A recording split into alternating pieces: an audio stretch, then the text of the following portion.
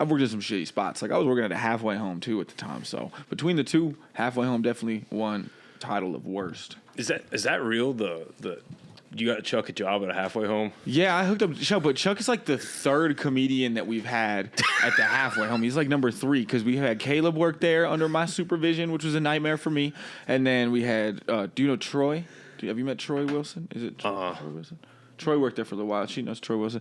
I know there's a couple of comics that have worked at the halfway home, and all of which that have worked at the halfway home has always fit in as people that should have lived at the halfway home, but are working at the halfway home. Chuck is an exception right now. I think we should start right here. This is great. Continue. Can you hear me? I think so too. Yeah, I can hear you. That's a good place to start. Hey, you sound good. Yeah, you sound. So you had 3 comics work at a halfway home at one time? So 3 comics. I think at least we've had a couple actually. Shout out to Dan. Dan the man worked at the halfway home for a little while, but that place has become like an institution at which like broke comedians can fix their situation. I really believe that. It's a cool job too, man. I think it's a shout out to La Posada, man. It's a cool place to be working from there a lot. Yeah, you used to scoop me from the halfway homes back in the day.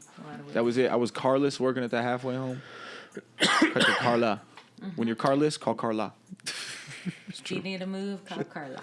She the homie. It's good to see you guys. Good to see you too, man. How you feeling? Dude, like I said a little bit, I am at altitude. You're right at now. altitude. You're yeah, up. I'm cruising. Loving that. Loving that. That's good. You guys had a couple good shows last night. Dude, yeah.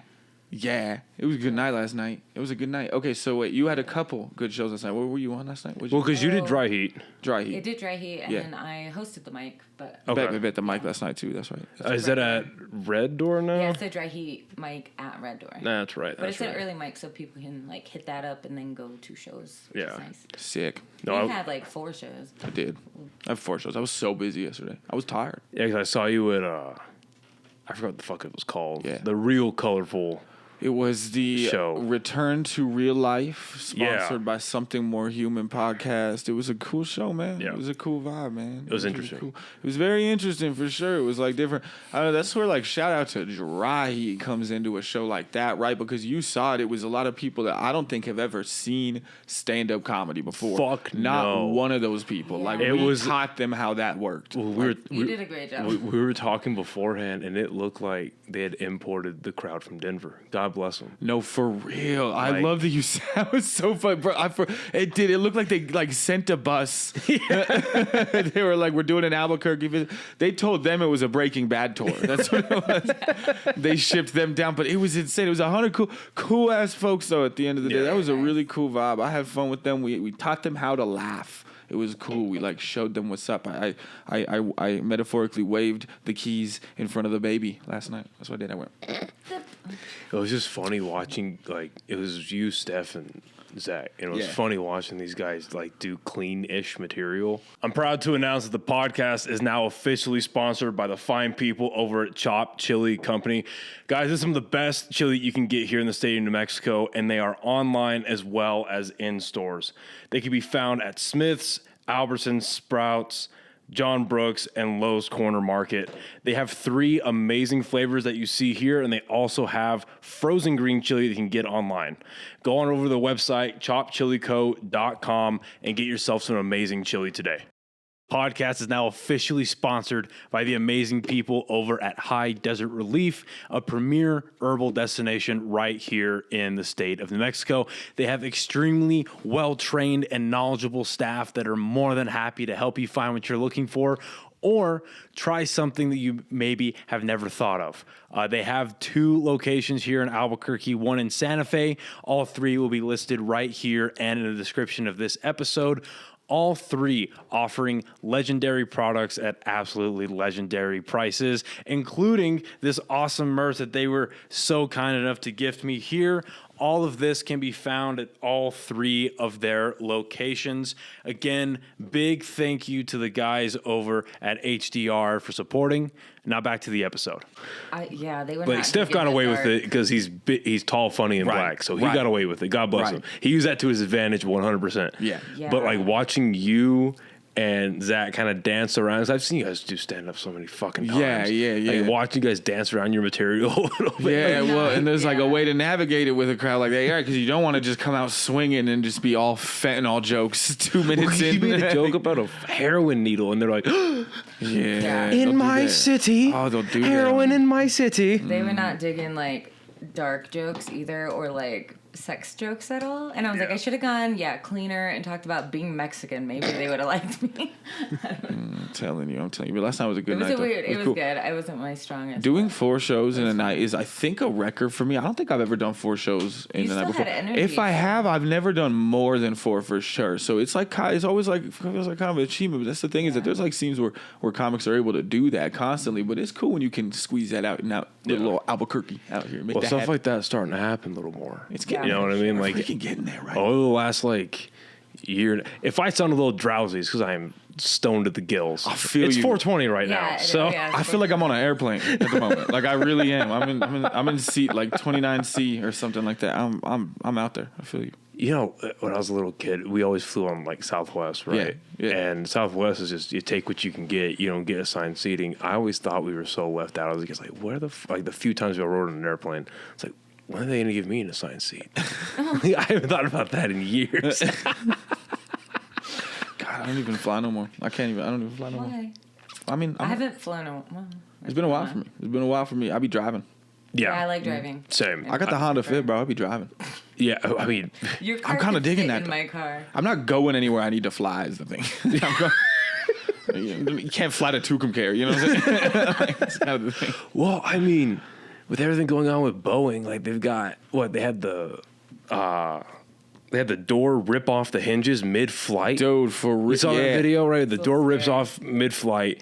Then they had the panels on one of the wings fly off. So the not the engine, but all the wiring and shit in the wing became exposed. Dude. While they're like knee deep into their flight. It's crazy. Yeah, so I don't know. People are also like way more comfortable being unhinged in public now. So it's like, it's not even that I'm scared. It's like, I just don't want to be around a bunch of annoying people who think they have an entitlement to just be however they want in public. You know what I mean? Yeah, people just do weird shit at airports now. They're like, let me take my shoes off in the terminal and put them up and like clip my toenails and like take a nap on the ground on my yoga mat. I'm like, what's happening here? Like, what are we doing? These are very specific experiences. Oh, it's I was gonna say, I feel like that's I saw a lady breastfeeding her kid inside the smoking area. How you said the smoking terminals. Wild. Dude, I was like, what is happening? Wild. I'm fine with both of those. Just don't put it together. Like, fine, feed your kid or have a cigarette. Just don't. Dang. She's like, if I'm just around it, it's almost as good as smoking, and I'll get away with it. I mean, that's how you know that like their car getting in the car situation is worse. That's how you know that is. She's just like, I mean, dude, you don't even know. Like, let this child. That's probably more fresh air than that child has had in a long time. The airplane is fresh. Yeah, taking your shoes off like while you're on the plane, that pisses me off. I won't even wear like sandals on stage for comedy. Like, that's weird to me. Yeah. Plus, a lot of people just have like foot fetishes now, and I don't want them to look at my toes. Well. Does that make sense? It just feels like an unnecessary like distraction. Like, don't look at my feet. There are things women have to think about more than guys do, and I find out a new one every day. It's true. God, isn't that true? I don't know. I refuse. I mean, I can't take my shoes off on a plane. I feel like I'd be uncomfortable doing that. I feel like I wouldn't be comfortable taking my shoes off. It's like you're letting your guard down too much. Yeah, you know what I'm saying? It's like, I am the one to be fucked with on this plane. Yeah, having said that, I'll like sleep on planes. But same. I have a problem sleeping in like a bed, but on a plane, as soon as it takes off, I'm like... I've had a real issue falling asleep lately. I have no idea why. And so I'll put on, I'm like a 50-year-old man. I'll put on fucking like white noise and shit. Yeah. And there's one that I found that was like, it was like you're in a plane at night. So it's got like the light noises coming on, and I can't think right now. And then you hear like a stewardess walking up, and it's so fucking strange. No, I feel that because like I need something soothing myself too when I'm in like the uncomfortableness of like an airplane kind of thing, because I'd still be getting kind of nervous on them. Like, for example, I can't take my shoes off. I need the shoes on. I need to be full combat boots. Like, I need to be like laced up and ready. I'm like I need to be agile with it. I need to be ready to go. But the thing is like yeah, and I can't just put on an ambient sound to get me through that. You know what I mean? Like I need like to kind of hurl myself into what is the worst scenario imaginable, possibly. Like I have to listen to plane crashes while I'm on the plane. So you OD on anxiety? I have to submit myself into it. That way I'm just accepting of it, and then I can land happily. I feel like his body just shuts down out of fear. Like, it's just in combat moves, twitching out. Yeah. This is why I drive. I have a Honda Fit. Just be drunk. Dude, I mean, Gary, my little fucking Honda Civic that I had, it was kind of on its way out. You know, starting to get some engine issues, starting to get some, the AC just fucking, should I say this in public? Because the insurance has not paid me out yet. The AC was great, but, you know, it was just on its way out. Yeah. And when at the very beginning of the pandemic, like, I think like April, May-ish of 2020, I was in Fort Bliss, but I would drive to and from El Paso to Albuquerque every weekend. And that Civic carried me through it, dude. And that was 4 years ago. Honda's last. Yeah, it was last like a motherfucker. And then fucking I had to replace the spark plugs and the coils on it because I just didn't know the 2 cylinders went out and it just kept getting shittier. Yeah. So it was a 4-banger running on 2 cylinders and it was perfect. What's the shittiest car you've ever had to drive? Like, what's the worst vehicle?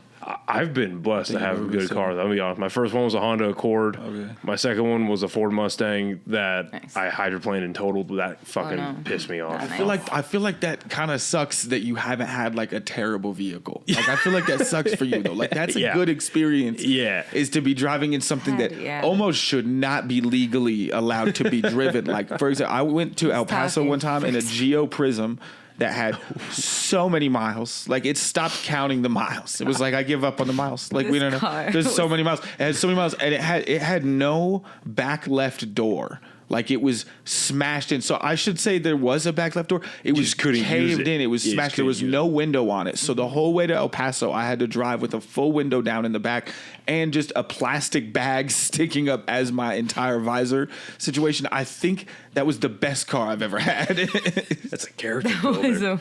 I met you when you had that car. You had a different car before that. You had that purple car, I think. That was a character builder. What was that purple car you had before that when I met you? The purple car? I never had the purple car. Jared had the purple car. But weren't you driving that? And it died or something, and then that's why I started driving around. We met because his cars kept dying, and he needed rides to comedy, and so I kept picking him up because I don't know. I always have a car, and because I'm better. I don't know. No, and I'm nice. You hear that? And I'm nice is the thing. And I'm nice. I'm nice. I'm better and I'm nice. No, she is better. I understand. I understand why I never have cars for a long time, and I would help him move and shit. But yeah.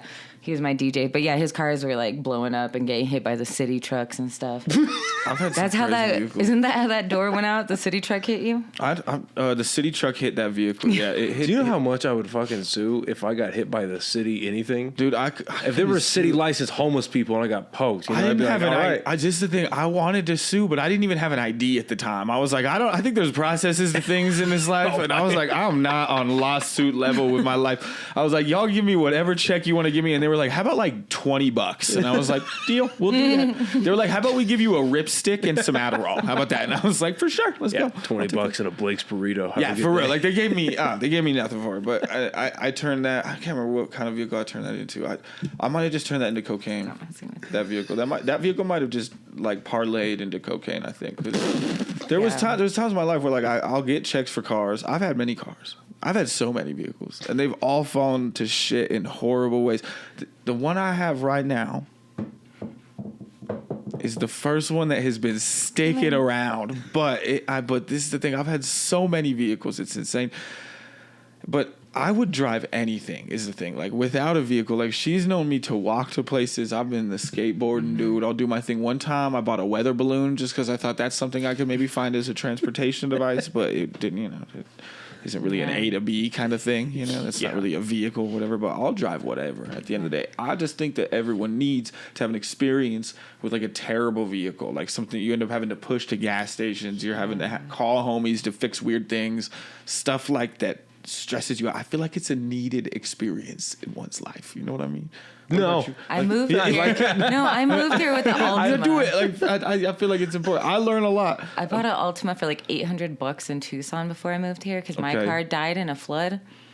In a flood? In Tucson. It was stupid. The monsoon season hit, and like where the car was parked at my parking complex was at like low, and I guess all the water collects there, and everybody else knew because their cars were moved and they didn't have a sign. It was my first year there.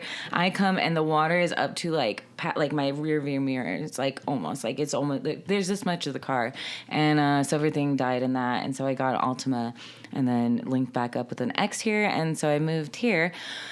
And I drove an Altima, and I think the transmission, everything was wrong with it. It was like everything. It was the loudest car, and one of the windows was broken. And I drove it from there to here, and it was just like and shaking the whole time. And I couldn't go over like 50, so I took the back road through like Silver City area. It was bad. I'm just trying to figure out how you had a car. It died a week after I got here. Died in the arc. You had a. I did it again. That's it. What happened? My knee's too big. Don't mind me. Oh, the fuck. Yeah, just push it back. Technical difficulties. This is the 420 pod, I need to point out. We'll be right back. Yeah.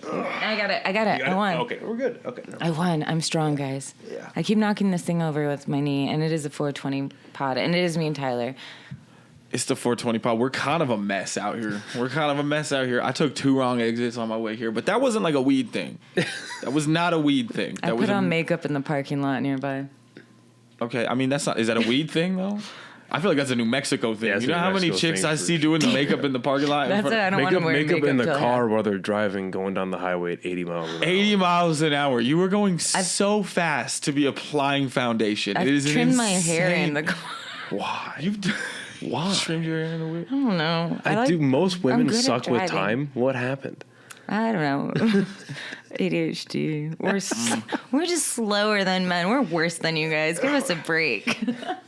I'm going to clip that and put that everywhere. That's Carla Vasquez 2024. Yes, I stand by those words. Feminism has lost the war. Done. I feel like that's... Can't beat them, join them, I right? feel like that's kind of God. impressive. Sometimes I can't even drive the car while driving. You know what I mean? Like, And now that I have an sometimes- automatic, I can just do more things while I drive. I'm a good driver. Killing it. How long have you been doing comedy? Carla? This is your first time on the podcast. Yeah, hi. 4.5 years. 4.5 years. Yeah. So like right after pandemic, Right before. right before it started. And I will Okay. say, like, technically only like 2 months not doing it because we started a garage comedy, but then Red Velvet opened up like 2 months into it. Was like crazy how quick they're like, we'll still do shows. I was like, all right. And I didn't care about my life apparently, so I was just out there like. So we started garage comedy twice a week, and then so a lot of other comedians weren't able to do it, but some of us were hitting it up. So I was still doing it, and now 4.5 years, I guess. Fuck. What got you start? What made you want to start doing comedy? I tried everything else. I don't know. No, and that's not true. I love comedy. I grew up in a funny family. My dad loved stand-up. I just grew up watching all of it. And I tried a lot of stuff, was like emotionally drained from working in foster care and dementia care and other things, and was like, you know what, I'm just going to do it. But you worked with like foster kids? Yeah. Do we have orphanages? No, it was in Tucson. I mean, here, I don't know. Well, it was like a group home thing, but it was like foster. Oh, okay. Yeah, so I did that, and I ran a couple of houses that were part of a company, so I was a group home manager. Oh, fuck that. Yeah, and I would go to court with them. I went to the doctor with them. I like lived in the house sometimes with them. Would do all their meal things. So I was like too much of an adult. And then I worked in dementia care before that, and that was heavy in its own way, like running houses, 3 houses. I was like administration, whatever. Fuck that. They all died. Dementia care, dude. So then I was just like, I've always wanted to try comedy. I did some acting in the past, did some music, and now I was like, it's the last thing. Because it's like like you don't want to do something you love so much and then just be like, I'm not doing it right, and then like feel like it's a whole That's thing. awesome. Comedy is a great last resort. It was like, no, it was like, I'm not worthy. You tried all your dreams and you're like, I don't know. I'm It gonna was hit a my mic. first dream. Awesome. It was my first dream, but it was like, I'm not worthy sort of thing, Yeah. Like I didn't think I would. You were intimidated by it. Yes, and I didn't, So I like started. it too much. I didn't wanna start fuck till it I up. was 33. So like, it's also a thing that you can start at any age in a way, which Hey, is cool. Let me tell you something about that. What? Jesus What? didn't start till he was 33. He died at 33. Yeah, I was gonna say that's when he died. Dude. Well, didn't he like come He back was- at 33? So I'm saying He we didn't all, start doing real. maybe we all man. die and then, maybe I 33. was reborn at 33 Oh my God. into comedy. Carla's the Jesus of comedy. But yeah, now I do that, and I screwed up my whole life to do it. No. But in the best way, because I love it. Yeah, I It's think it's you're the doing happiest alright. I think I've been ever, maybe. Yeah. In a way. Well, I remember. I think you were hosting the Don't Tell when they did it at Sobre de Mesa, right? It's right down the road. Yeah. You were hosting that, right? Yeah, that was a blast. That was a fun show. That was a dope show. What, like 200, 220 people? I think so. Yeah. Oh my God, it was Something like something in that. that. Packed out. And that's the best I've seen you do. Oh, that was dude, a killer fucking. fun. I love that show. It was like good energy, the whole crowd. It was a good one. Thanks. Yeah. I got that one recorded too, thanks to Tim Chevrolet. So I was like, yes. Shout out good. Don't Tell. Shout out Tim. Don't Tell shows are fun. I've done like 3 now, and they're great. I don't want to spoil it or nothing, but that joke you have about hard water, that's funny as fuck. Oh yeah. You can say whatever. My shower head. Yeah, that was funny. My favorite thing, house sitting, is removable shower heads. That's funny as fuck. What's kept you like? Because I find even like in the last 5 or 6 months or so that I've been regularly going to open mics, there are people that still kind of float in and out of it. Because you've been doing comedy for what, 6 years? I don't think 8 years. I think I'm like 5 years. 5 years right now. I think I'm about 5. I'm trying to track it. No, like, you're like a year in more than me. I think you and Jared are the same, right? Because he's 5.5 or so. Oh, then I'm about 5.5. Me and Jared started at the same time. Because I've noticed people just, again, the short amount of time I've been going to open mics is people just kind of weave in and out of it, whether you just don't see people again or they're like there every couple, like once every 3 to 4 weeks and shit like that. What's like kept you in it? Like kept going with it? Because I mean, you know what I mean? I don't know. Especially coming out of COVID and shit. You know what I mean? Yeah, it's weird. It's something that I found, like I will quit shit on a dime. I've had so many jobs and I've moved so many times, but comedy's not only kept me planted in Albuquerque, but it's kept me like in love with something, I guess. Like I can't not do it at this point.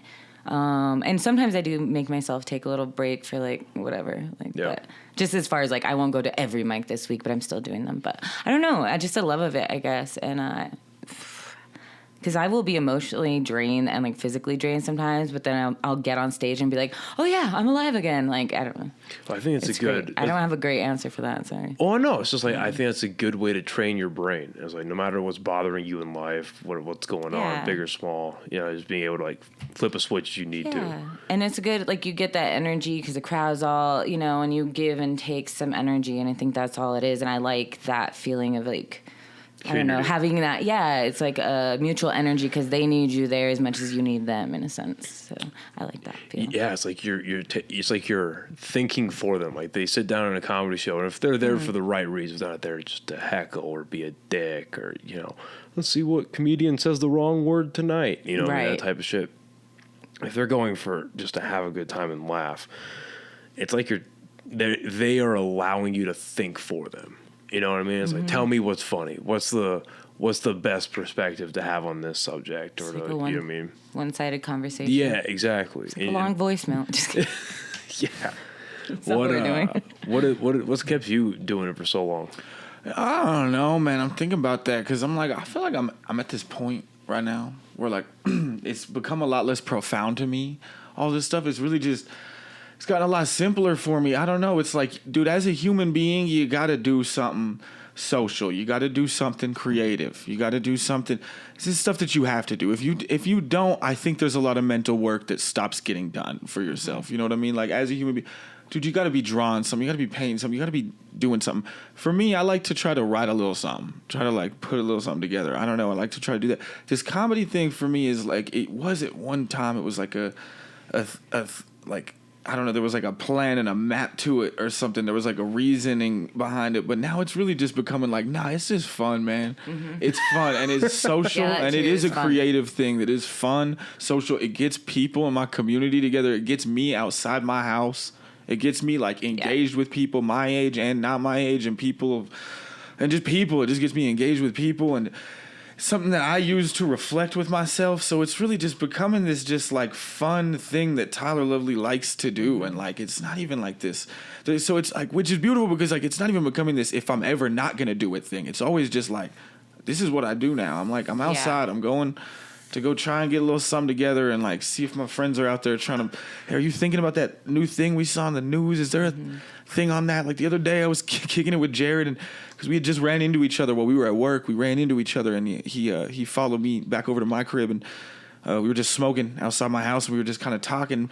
Dude, we're joking about like High School Musical being in Albuquerque or something like that. We're just joking about this, and we were talking for like an hour and a half or something like that, and just like riffing and just like meshing and stuff, and like it's just like there's just this creative part of your brain that I'm activating with that, and I just like to I like to play with that. That's my favorite part of myself, and like for a painter, I think there's like something that they're achieving when they're like, you know, hitting a brush to a canvas, some shit, right? But like for me, it's just going out and smoking some cigarettes with the homies and just like figuring out something, and some people come to a thing, and then we go and see if we can make them laugh at the thing. And if we do, that's awesome. If we don't, we don't.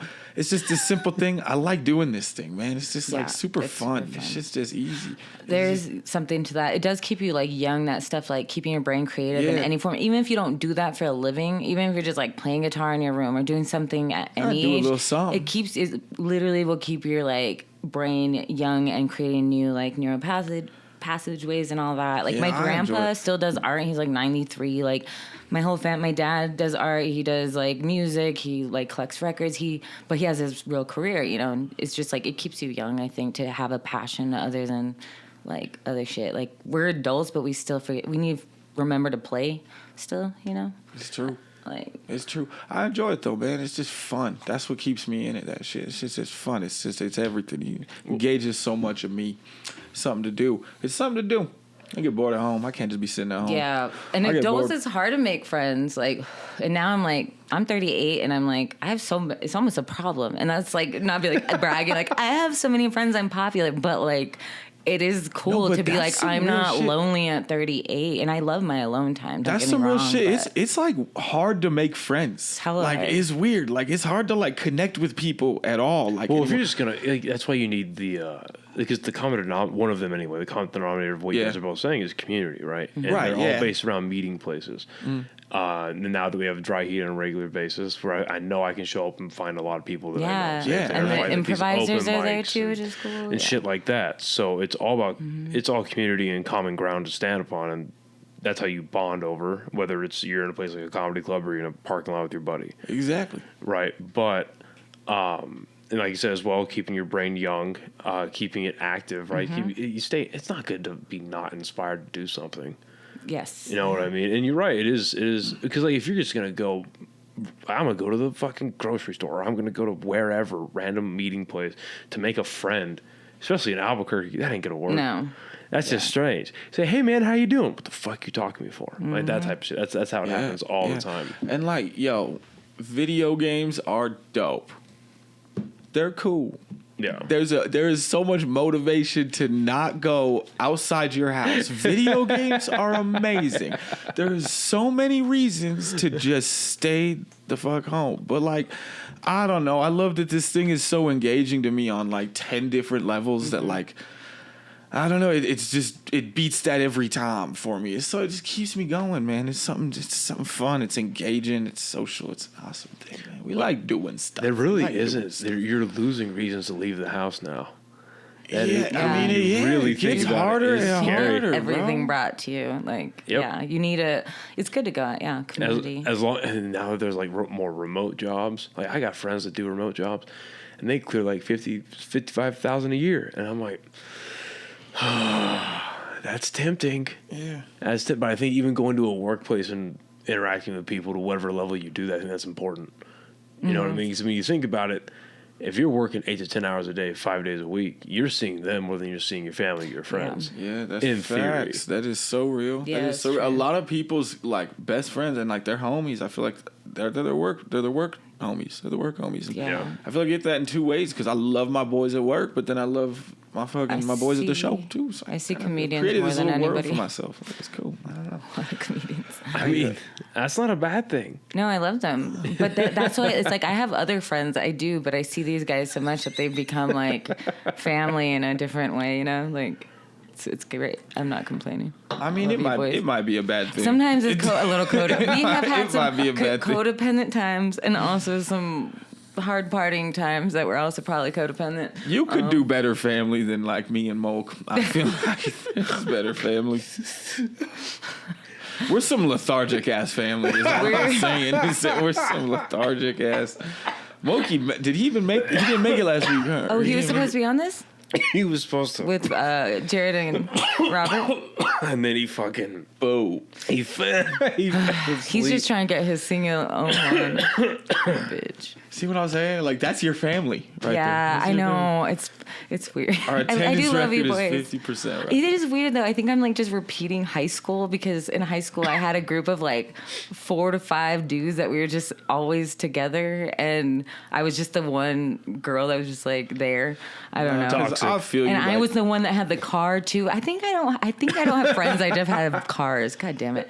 You're a free Uber. Yeah, exactly. I mean, it doesn't hurt that you have a vehicle. I'm not gonna, it helps. It's an easy buy-in to 4 dudes that don't have vehicles. Back then, If you're the one with the vehicle, I'm not gonna lie, that doesn't hurt. I'm not gonna. But now we're all carred up. Everyone's all vehicled up. See, that's how you know they're real friends, because if they would have just split when they got a ride, but they stuck around.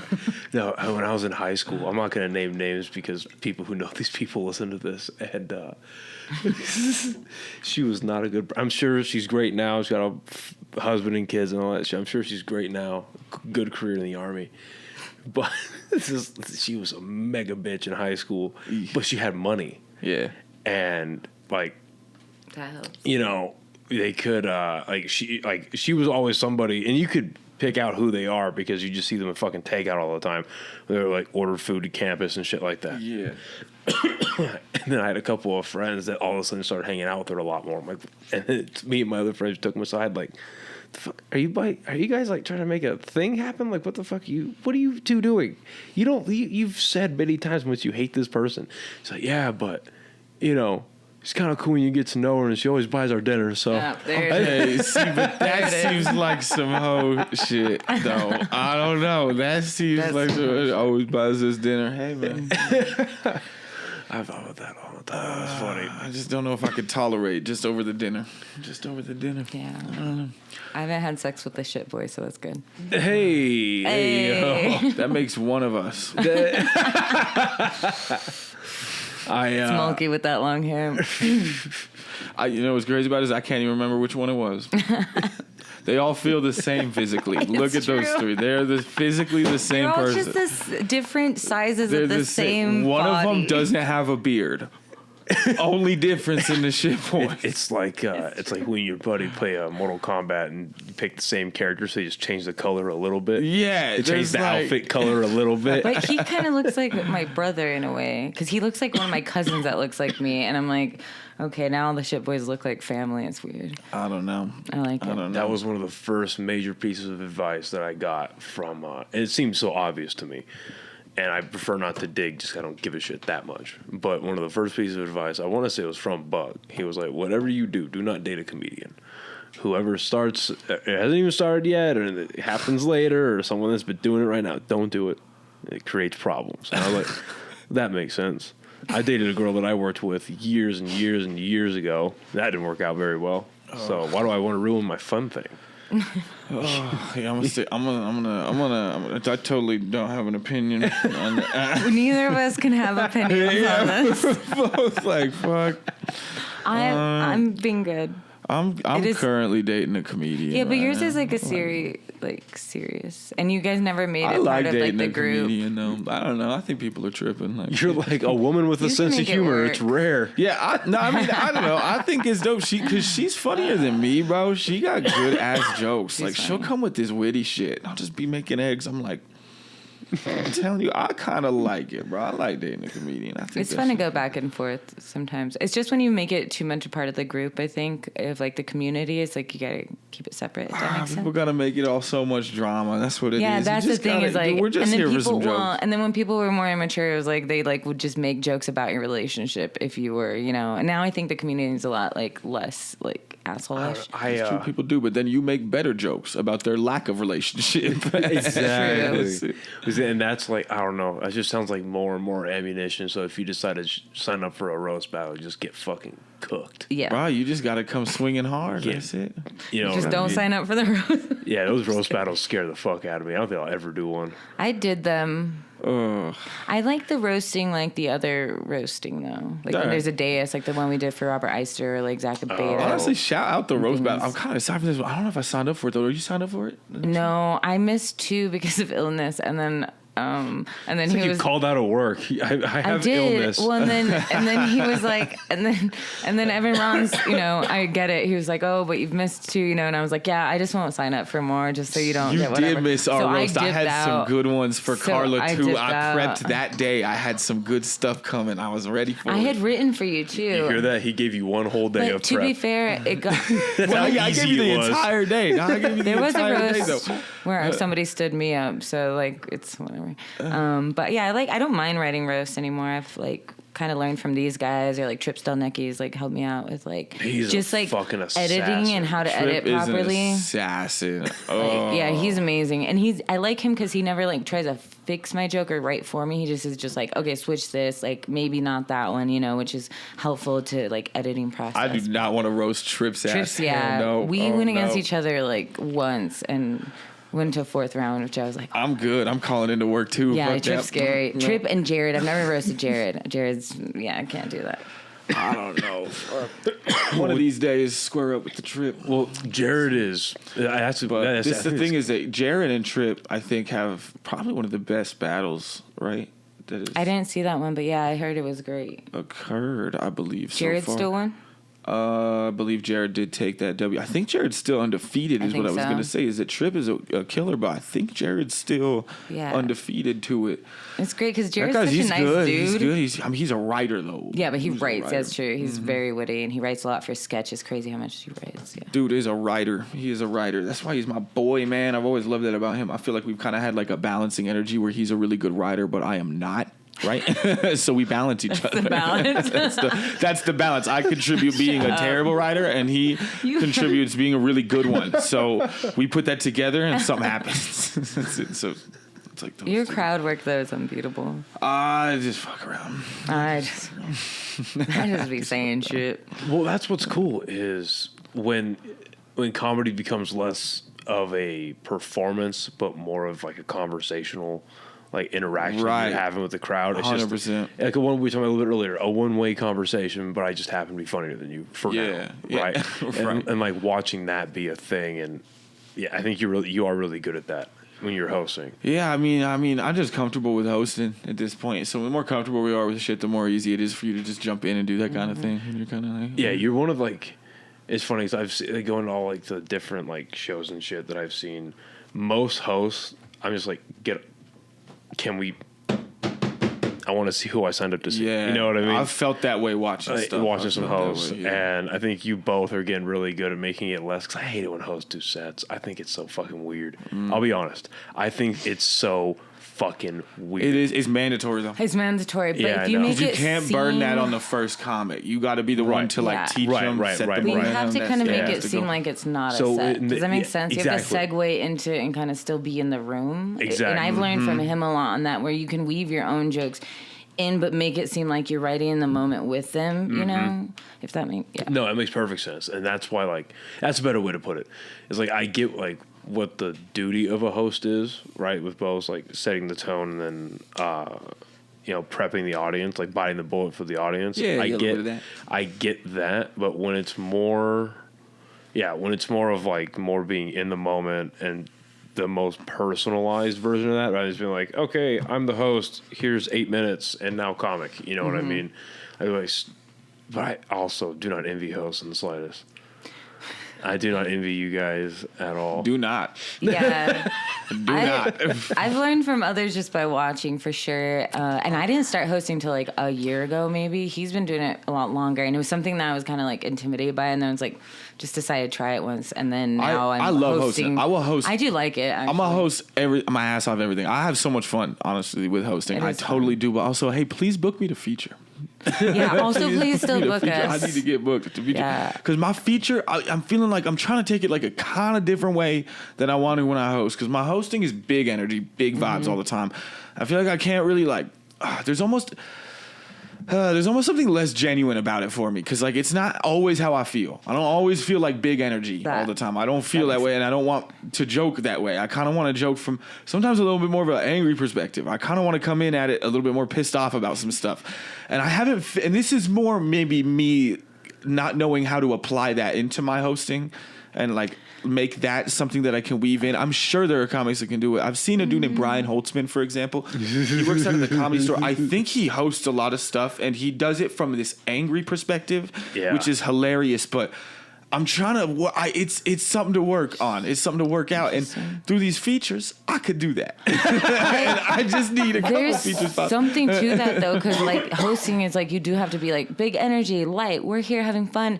And then when I do my own set, I can be weirder, darker, dirtier, and it's not that I'm like that. I'm just weird, dirty. I don't know. What I'm saying is, let me come be awful on your show for a feature, 20 minutes. You can do that more of that shit on a feature than hosting, because hosting you're like I gotta do. Yeah. In a sense, and I can't like be kind of a dickhead, but maybe I can. We're working on shit. This is the thing. We're all babies. I'm 5.5. Babies, yeah. First of all, still babies. I'm a peasant. Brian Holtzman is a monster. He's awesome, dude. He's so. But dope. he's also like his person. He's one of those comics where like his personality fits his look so well. Oh my god, he's like 6'2". He's easily pushing 250. And this is my thing, and that he's also, how old is Brian Holtzman? Would you say he's like late 50s, 60s, something like that? Yeah. Now Brian Holtzman, I think his almost there's something about being maybe an older dude to me that I look at that as being able to be like, okay, he's earned the right to be mad. But if I'm 26 up there mad about shit, it's not gonna work. No one gives a fuck. They're like, deal, you're 26, you'll be fine. Like everything's fine. But like Brian Holtzman can be mad about something, but I feel like if Tyler Lovely's mad about something, it's like someone refill his EBT and get him the fuck out of here. What is he mad about? Like, go validate his parking. He'll be fine. It's $4. He'll be okay. Yeah. Like what? I don't figuring out what person not what personality fits you best, but figuring out the best version of you to present. You know what I mean? Like the best version of you that fits what you're comfortable with going for. I don't know how to put this properly. No, it makes sense. You see what I'm trying to say? Yeah. I do, and like I almost feel like there's so many different kinds of funny that I can see myself trying to figure out, right? Like there's like different kind of, because I don't know, and I'm like this is crazy shit, but it's like just write your jokes at the end of the, just write some fucking jokes is what it but if you're, for instance, here's a great example, Matthew Bloodsmith. I don't care if he bombs his ass off or he kills. I love watching that guy do comedy because, again, the way when he gets on stage, the way that he's dressed, the way that he looks, his facial expression, even all 5 minutes or whatever he's doing, each shit, at least that personality fits his look and like you could tell he likes that personality. Mm-hmm. But if I tried to go up there, because I like that personality too, I think it's fucking hilarious. But if I went on stage and tried to copy that version of comedy, I would look like an idiot. You know what I mean? So it suits, It's very, and he comes from an acting world, but it suits him because this is a part of him. So he's just pulling and like heightening, I think, a certain part. So it is like, what part of yourself do you want to? I mean, they say it takes 10 years to find your voice. It takes 10 years. Constant evolution. I think if you're just dedicated to like constantly like finding whatever voice is in you, trying different styles, maybe of different kinds based on the room. Like I think it's just commit to growth in it. It's fun too. If it takes 10 years, all I know is that my voice is definitely going to sound like a cigarette smoker. 100%. We're 10 years down the line. 5 years in right now. I'm trying to quit for that reason because I'm like, I feel like my voice is already deep and I'm like, I'm just sounding manlier by the year. Like, fuck. We quit drinking though, so we did one thing. We did quit drinking though. We did quit drinking. We did, but I don't know. The cigarettes are fucking me up right now. Fucking me up. Difficult. And we smoke blunts, which is a problem. Because that adds that's weed and tobacco, right? Yeah. I'm still very new to this. The wrap is tobacco, but we take out the inside. I'm all saying like us. I take out the inside. I take out, and then you roll just straight weed. I'm not leaving no Swisher guts in my shit. Spliffs are for British people. That's British. That's British. It's British. But wait, are they spliffing the blunt out there though? I don't know if they even smoke blunts. You spliff a joint for sure. Okay, that's deep stoner shit. Well, because you know the spliff, right? Kinda. So that's a joint paper, which is paper, right, with the weed, and then you put the tobacco in it. Yeah, so it's tobacco in it. Yeah, okay. That's the spliff. That's the spliff. But we're blunters. That's it. I smoke too many blunts. Also, how we became close friends because you're like, you smoke blunts? You smoke blunts, friends. No. We both love the 90s more than we should. Back to blunts. That's funny. Yeah, no. I'm trying to learn how to smoke at a good rate. You know what I mean? Like, not like to where it's just I don't know. How do I put this? Perfect example. There was one Sunday where I got a little too stoned at 8:30 in the morning, and it didn't wear off until 3:30, and I fucking hated it. I hated it. Oh, man. I would have loved that. See, I haven't been high like that since like 2019, 2017. Your tolerance It's been like 2015 since I've been high like that. That's amazing. Yeah. That's awesome. Yeah, because it builds, bro. It builds. But you got to have a different relationship with it, and you have to have a healthy relationship with it, is the thing. Like, you have to, because I'm starting to get to that finally. Like, I wasn't for a very long time, but now it's like I'm not smoking. Like, Monday through Friday, I'm not smoking till, dude, it's after work. It's before bed type stuff. It's weekend now. It's 420 weekend, Saturday vibes now. So, we'll have take a little toot. You know what I'm saying? But, like, you gotta have your like, gotta have your, like, boundaries, and you gotta set healthy relationships. I want that on a shirt. Now, I would say you gotta have a healthy relationship with the toots. You know what I'm saying? You gotta have a healthy relationship with it. But it's very difficult now. I mean, it's super legal and it's super prevalent everywhere. Everybody's smoking. Everybody's doing it. I smoked more before I think it was legal because I was dating like drug dealers. Wow. We all make decisions, all right? I mean, it's gotten a little more expensive. Free, so I was just like, fucking, yeah. Like, it's gotten I do pricey. smoke a lot still, but yeah, it is pricey. So that might curve it downward, right? Curve like the usage it's true. a little bit. Yeah. I did get a free lot of weed from a comedian recently, and so Nice. It's been a problem because I've been smoking more. Yeah, shout out to HGR. I've been with them for 4 months now, I think, and I've not paid for one thing. And they didn't give me a lot of weed because I didn't want a lot. I told them, I was like, look, I have a very low tolerance. Yeah, I have a very low tolerance. I just smoke at night. What do you got? And they gave me 4 cartridges, and this is the second one, and I got the 4 in January. Okay. Yeah. I do not smoke very much. Yeah, that blows my mind. It is great. But to be honest, I don't vape a lot though. I really same. don't at all. Zachabate that gave me that last night because usually I don't really smoke those, but they're nice once in a while. Yeah. But I do go through them quickly because they're just in my hand. See, I'm lazy like that. Yeah. You know what I mean? If this is taking 5 minutes of work away, fuck it. Why not? We get faster at rolling things. Also, I like the what do they call it? The ritual of it or something. Yeah, I mean, it's a routine. There you go. Yeah, that makes sense. That makes sense. I do feel a little... Yeah, it is a little shamish. Kind of just like, oh, I need to get more weed. And I just take this off, plug it in, put a new cartridge on, I mean, I know it's so crazy to say. It's like reloading a Terminator's dick. It is kind of weird. I mean, yeah, but those are convenient, though. Like, real convenient like that. Real convenient. I don't know. They made easy for a lot of people. Very accessible. So, I'm very pro. As long as you're getting, like, safe carts, don't be getting street shit. Yeah, that'll hurt your lungs. She's very bad for you. Oh, There's some weird shit in there. I mean, I've seen people putting, like, maple syrup and weird shit up in those street carts, bro. I don't know if it's still like that. I don't know. Yeah, people were, like, dying. A few people died from, like, shitty carts. Yeah, you gotta get good carts. And I don't know if it was the THC ones or, like, the vapey ones. I think that's, like, other companies of those. Because it coats your, like, capillaries and your lungs with oils too much. If it's the wrong oils, if you use the wrong shit. I heard and about then that. it suffocates and you start throwing up blood. And I don't from even your know. lungs. That might have been more of, like, a COVID phase thing that was going around. No, this is Street before carts. I don't know if they're COVID. still around like that. But before like, COVID, Because what was happening, that was like when I was Kids in were high dying. school. Yep. Because what happened was they had finally figured out a lighter version of THC wax. So a bunch of like companies, I think it's like in California on the West Coast, like a bunch of little shady little companies popped up and like, hey, you can put this in your e-cig. But with however the e-cig heats up the wax, it didn't vaporize well enough. And the wax also wasn't thin enough to be vaporized, but they didn't fucking know that. It was making the shit in bathtubs. But, I could be totally off on this. From what I remember is, it didn't vaporize enough, but it was still inhalable. And, it coated shit in the lungs that basically suffocated the lung from the inside out. Because we're like throwing up blood. That's from your lungs. crazy. Yeah. I'm good on that. Yeah. Stick to flour, bro. Dude, and when I smoke Just these stick too much, to I flour. start to feel like my lungs are sad. I'm even chilling on those. Those are, but I don't know. I just stick to flower with it, man. But I'm at this point where, like, I mean, it's crazy to even say on like 420, but I'm gonna be stopping for a little bit. I'm trying to figure out when I'm gonna make this happen. I think it's gonna be this summer.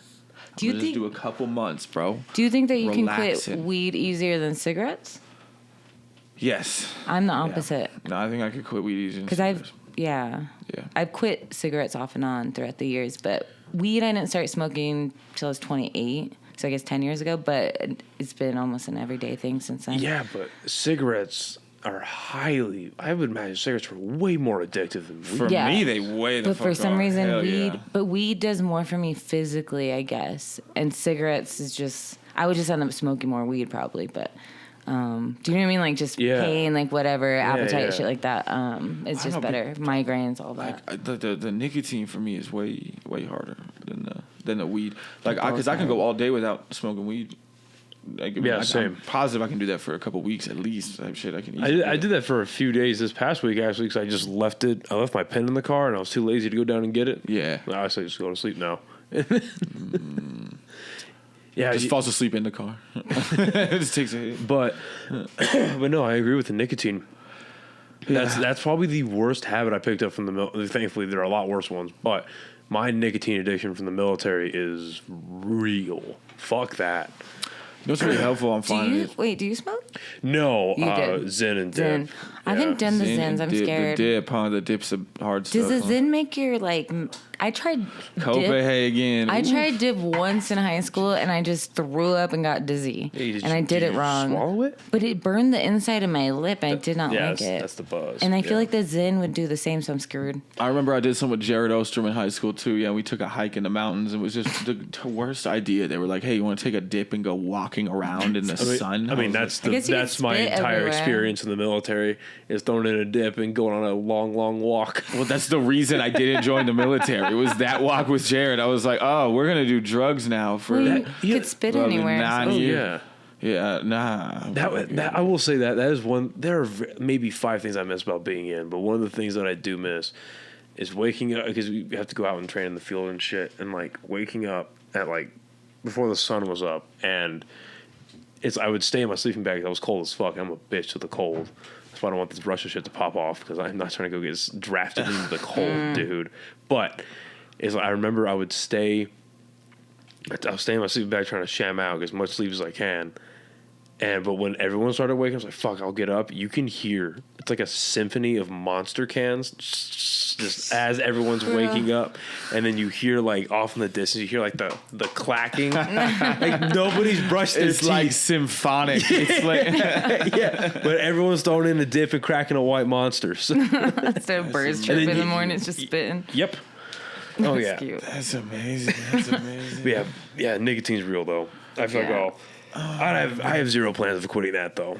That keeps my brain moving. I mean, being in the military, that shit'll get you real hooked, huh? Because it's all day with that shit, huh? It's just all fucking day, huh? Oh yeah, oh yeah. Most of the again, if you want to look around and see weird things in an armory, like all the cans are just filled with spitters, spitters and burrito wrappers.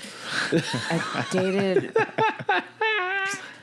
a metal vocalist, whatever. They band all lived together in Kansas, and they all some of them dipped, and the whole house just had like Gatorade bottles and other shit just filled with like spit. Even on the back of the toilet seat, just like a. Well, that's I'm like, gross. what is? No, it was Throw it literally. away. It was so gross. Like, It was throw it away. It was like early 20-year-old boys just being gross. So it was not a fun house to stay at. That's not it. That is not it. No, that's disgusting. It's very easy to dispose. You know, I found this thing online. They're making products for this though, and like they're really developing the dip technology right now. I don't know if you've seen this. You ever know you're being lied to off the rip? Oh, you're a woman, of course you do. But you know, sorry about that. But You like, hear my immediate scoff at what continue, you say. please. but they're it's new dip technology, bro. This called this snuff cup shit. Have you seen this shit? Is this real? What the fuck are No, you dude, this is real Snuff shit. It sounds looks like a little bad. blender bottle, bro. But Sounds I like- saw this shit online, and it's like a blender bottle that it's like really pro dip, right? It's good for the spit. It's got like all the seals, all that. It's blackened out, can't see the spit, none of that. Sealed up, got the cans in it, all that shit. And I was sitting here like, bro, okay, but if this was in high school, the homies needed this. Like I would have bought it for all of the boys because it's unacceptable to be that Yeah, dude it'd be gross. with the water bottle full of So fucking gross. tree roots and just like nasty bala. It looks like you fucking smashed Groot, blended a little Groot in your bottle. It's disgusting. That's It's so terrible. funny. It looks like, oh, dude, no, you can't So have that gross. mulch in your shit just like in public. It's fucked up, but the technology's there You now. call it a for us to snuff avoid cup? that. I don't know. It's called that. That sounds or like a some fleshlight, shit. like a knockoff flesh. Shout out fleshlight. Snuff cup. Snuff's like That's We're funny. talking about the future when we're talking about snuff cups and flashlights. Just it's the so future. we're Get your clear. friends Just both so for we're Christmas. clear. Is that their birthday coming up? I mean, these are things Gift that ideas. You're welcome. past generations would be envious of this. I'm just saying, like Heck yeah. we could have stopped wars with the fleshlight. I'm just saying. I agree. Can we just donate money to a charity for incels to get fleshlights for free, please? So that they're okay I would like to and start not fleshlight charity. being dangerous. That's a good idea. Yeah, fleshlights for incels. Yeah. Just give Putin a flashlight and some gas station pills and say, hey, man, Fuck it'll be yeah. okay. I'm just saying, It'll dude. Yeah, be you give okay. him like an electric rhino or whatever they're called, some weird shit. It's Electric rhino. God, those pills are wild. Those pills are crazy. Oh, that's a pill? Yeah. You never seen those You've things? never seen gas station dick Oh, pills? those? Is that what they're... Yeah, they're like you guys they're seen- next to the 5 Hour Energy and the Slim Jims. Have you taken this? It's always like the 5 Hour Energy little pop up Yeah, thing, it's and then plexiglass whatever thing full of dick pills, and then like Slim Jim, and then Slim Jim with cheese. For Dude, some that is reason. that is real energy. Slim That is what Jims that for is. your That is Slim Jim. Real shit. That is the equivalent of a speedball right there. Slim Jim. Slim Jim with cheese. Throw a fucking electric rhinoceros dick pill on there. You're Ready for a rowdy. road trip. You're ready. Oh, yeah. You're ready. A single, lonely road trip. Take your flashlight with you guys. Yeah. Shout out dick pills. Yeah, Shout out dick I'm pills. going out to Austin here for a road trip. I'm going out to Austin here a little bit, and I'm hoping I'm gonna have to get a car before then, but I'm looking forward to doing a major road trip again. That'd be dope. I'm very, very excited. That'd be dope. I like hitting the road, bro. Yeah, Yeah. road trips are fun. Yeah, I'm very I do. excited to We've go out got there. to. So you're going out to Austin. What are you doing out in Austin? Are you Yeah. hitting any open mics? Doing any fun So shit? do you guys know Maverick? I'm assuming, right? Yeah. Yeah. Yeah, he's out there now. I got connected with him through Zach. Nice. And I'm just gonna go meet up with him, and he's doing some pretty cool shit out there. Yeah. And then I got one of his friends booked on the podcast as well, and I got two other bigger comics that I'm waiting to get confirmation back from. Sweet. Sick. But that's gonna go. Taking a show on the road? Yeah, and then I have some friends out there I want to go see again too. And You then gonna sign up for that Kill Tony shit? Fuck yeah. I was gonna ask that. Fuck yeah, like, and go check out like open mics that are out there. I managed to get tickets to the Mothership, so Nice. yeah, I'm very excited. How long is your stay? I'm gonna be out there for 6 days, I think. Oh, that's a good, healthy amount of time. Yeah, from the 9th to the 15th of next month. So yeah, 6 days. I'm very fucking excited. Yeah, that's gonna be cool. That's gonna be sick. I wanna go check it out there sometime. I ain't been out that way. You're gonna get there before it gets too humid, which is nice. Oh yeah, It's facts. fucking hot there. Austin's cool, but I hate the weather. Oh, you've been before? No, but I have family down there. And Oh, and they tell you about it. visited. I've Oh. been visited Oh. a lot. Oh, okay. Yeah. Yeah, no, I'm very excited. I don't know, 'cause I used to go on a lot of road trips. Like, I mean, living in Roswell, having to drive back up down from Albuquerque and shit. But I like driving to California to see family and shit like that. Like one time, I drove out to fucking Kentucky, and that sucked ass. Yeah. Yeah, because Kentucky's like 22 hours away by car. And I did, with the exception of an hour-long nap, I did all of that in one shot. And that was Yeah. cool because I'd never seen that part of the country, like, on the road. But then driving back, I was like, fuck, I just Yeah, wanna the be way home. back's hard. I went to Georgia last year at this time to go see a K-pop concert with my nieces. In Georgia? Yeah, in Atlanta. But my sister lives in Valdosta, Georgia, southern Georgia. So, like, I went down there for a couple weeks. But that is, like, 26 hours or something like that. But I just took a couple naps along the way at, like, rest stops in my Yeah. truck. I do like road trips. I like them singularly or with, like, a cool friend. Like, Tyler's easy to go on a road trip with because he's chill. And we both have similar habits. And I'm the best road trip he buddy is because we can ever. talk a lot and then we can just be silent Number and one. listen to music for a while. It's and, not like, weird. It's just I'm a it's chill. fantastic DJ, bro. He's Dude. he's my good DJ. I He put keeps it me on. young. I put it on. No, I'll mix it up too. Y'all are thinking like, oh, what's this kid gonna play? Like Chief Keef. No. No. I'm putting on Lucinda Williams. That's right. Yeah. I'm doing Lucinda. Bonnie Raitt. What you know about Bonnie Raitt? I have no idea who that is. That's exactly right. You don't know who that is. Bonnie Raitt is an OG country rock legend. She is an OG gal. She rock and rolls. Is it kind of folky? Would you say it's kind of folky? It's kind of. Is she kind of like a little bit, a little folky, kind of like? It was like the same era as like the country-esque. Indigo Girls, if you know them, but like she was a little more country than them. No, I play the roots. I play like the roots. I get you in tapped in. Like with the old school stuff, I'm in that Marvin Gaye. I'm putting Marvin Gaye on for 6 hours. We're all just driving all horny. Everybody in the car. It'll be a car full of 5 people just fucking all boned up. It'll be me and the shit boys just all boned up to Marvin Gaye on the way to Farmington. Just a car full of boners, just erections, all of us. We'll be like, I'm sorry, officer, I didn't mean to speed, but look at the situation that I'm dealing with right now. And then he'll look in the car and he'll be like, you guys need to go 10 miles faster. And then he lets us go. That's how it goes when we get pulled over. Because it's 5 horny men listening to Marvin Gaye. I'm a great DJ, though. I'm a good road trip buddy. We go to some cool spots. Me and Carla, one time, we went to Aztec. We went to Aztec, New Mexico. We were telling you a little bit about this outside. We went to Aztec, New Mexico. It was insane. It was an awesome trip. We had a great time. We did every drug. We were there 2 or 3 nights. I can't remember. 2 or 3 nights. We did it. And we camped like in my truck. Like we both stayed. So we were there for what was called the River of Lost Souls Music Festival. We got brought to do some comedy. Shout out to the homie Kyle for bringing us out to do some jokes for a couple days over there. They wanted us to do like 2 slots over this weekend of like EDM music that was going on at this river out there in Aztec. What? It was just hippie partydom, EDM, fucking New Mexico, Lost Soul vibes. Everyone was out of their mind. It was it was sick. It was like so sick. I wore the same T-shirt for 4 days. Thongs and fairy wings and a lot of makeup, but you're camping. I don't know. We weren't dressed like that. Yeah, and but they wanted that us does to not sound hygienic. Yeah. Oh, and the music lasted until like 6 a.m. and took a break until like 8 a.m. and then it was just like boom. It was like 2 hours of break. And I was like, that's 2 hours of sleep. We got 2 So we were just like, what else are we gonna do but do drugs to stay? So wait, when were you doing comedy? So they would have us doing it at like sunset. I think was the vague time. They said you're playing at sunset. DJs are like sound checking. Because Kyle told me, I asked him at one point, and he was like, "Yeah, we're playing at sunset," and I wasn't sure if that was the time they scheduled for the comedy. They were just like, when the sun goes sunset, we'll play it at dusk on some gravel. Go ahead and meet us at dusk. You'll be in the parking lot. At the parking lot, we were in the parking lot. Like where a bunch of people were parked, there was just basically this little kind of circular-ish area where they wanted us to come and basically stand there and do our thing. And gravel, we did it stage. And have fun. And there was a couple people that I think really liked it. It was kind of a break from like all the... Yeah. It was like 4 days of that. No chairs. They just kind of like walked around the gravel and watched us. Yeah, it was nuts. It was a great time, though.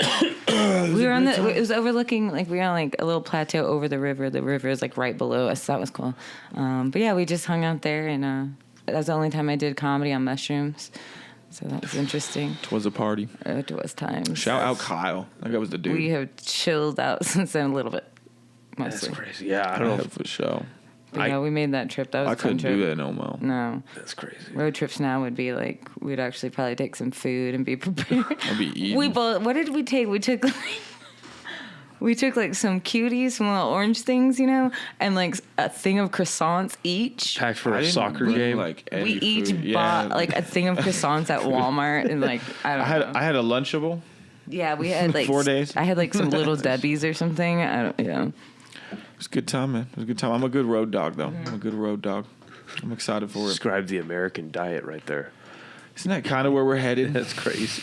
I remember I saw this meme at the beginning of the pandemic when we started getting stimulus checks. Yeah, it's like the next stimulus check is gonna be a gun with 1 bullet and a 6-pack of Mike's Hard Lemonade. It's like, yep, the American dream has come, boys. That's funny though. That's a weird little Aztec show then. So you had a bunch of people with like washed out makeup and fucked up fairy wings. Yeah, watching you do comedy. Yeah, it was. They're all on drugs. It was like they've been up all night. It was fun. Everybody was like camped out in like tents or like RVs or whatever. And God, I ran into this. So it was a campground. I ran into this one guy who was driving an Infiniti. And you know what's crazy about it so am I imagining this? Or it was Josh Fournier that was there. Josh came, Zach Abeta came, Zach's dad Steph came too. Steph came, Sarah Kennedy. And Danger. I run into to Josh, and Josh introduced me to this dude who I think he's kind of trying to get like off of him. He's just kind of like, I don't know, like, here's Tyler Lovely. This dude, and I learned why about 15 seconds later, because I'm talking to this dude, and this guy is telling me, he was like, hey bro, so are you like tapped in? Do you like party? You like know shit, or what's up? But he's like, dude, giving me this kind of like rundown, but he's giving me no time to respond. He's going for it though, full interview where I'm just sitting there. And this guy sitting there, he's like, so do you party? You like know shit? You like do shit? What's good? Are you about that? Okay, you seem cool. And then he reaches into the car and he gives me about, I want to say $250 to $300 worth of Molly, like good shit, like a relatively devastating to your weekend amount of Molly to lose is what he gave me at the moment. He just hands me this and he goes, okay, bro, what I want you to do, go ahead and just, fuck around. And he says, go spread this, go do your thing. I'm fucking right here. You can find me whenever you come up, come back, hit me up, pay me up, do whatever you want to do, hit me up, pay me. Whatever, and then he sends me off with, again, I'm gonna, what, fuck it, it's about $500 worth of Molly in my hand right now. So much. I totally forgot about this. Just hooks me up with, I get back to the truck with Carla, and I'm sitting there with all this shit, and we're probably 2 days into this festival, so I already have exactly what's in my hand in my body right now. Yeah. I'm sailing. I don't even know what's going on. There was a cocktail in us. That dude could have been Diplo. I would have had no idea. It could have been the man himself. That could have been him. That could have been Steve Aoki that gave me that fucking bag. And I would have been, so I'm holding this shit and I'm with Carla and I was like, okay, so I could try to sell this like this guy relatively implied, but kind of didn't like secure, or we could do this $350 worth of money. And so, we fucked around. Let me just put it this way. We flew in a plane back to Albuquerque. I don't know how we got back. Yeah. I teleported. Scotty beamed me up and I was back in Albuquerque. That's how that happened. I remember getting back. We just like evaded him for the rest of the weekend because you never paid him. I lost my soul at the River of Lost Souls. That's what happened for sure. I remember Josh Fournier wasn't on anything but me and somebody else. We were just following him like little ducklings through this crowd, like during this show. I remember Josh and Fournier. I was just on mushrooms, and then I found the seat, like a chair by the river. And I was like, was this made for you? And it was like a lawn chair, so I just sat there for a while and That's just like amazing. watched it. I had some weird moments because we were tripping out for a couple of those moments. Like, you're on a lot of shit, I just bro. followed Like Molly. Josh. I was on some mushrooms at the time, and there was one moment when I'm sitting in this truck.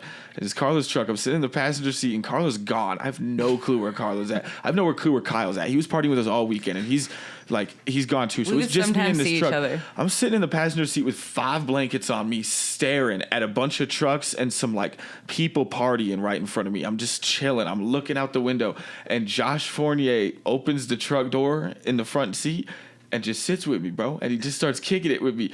And he's sitting there for a while. But it was so weird because he didn't say nothing for about 10 minutes.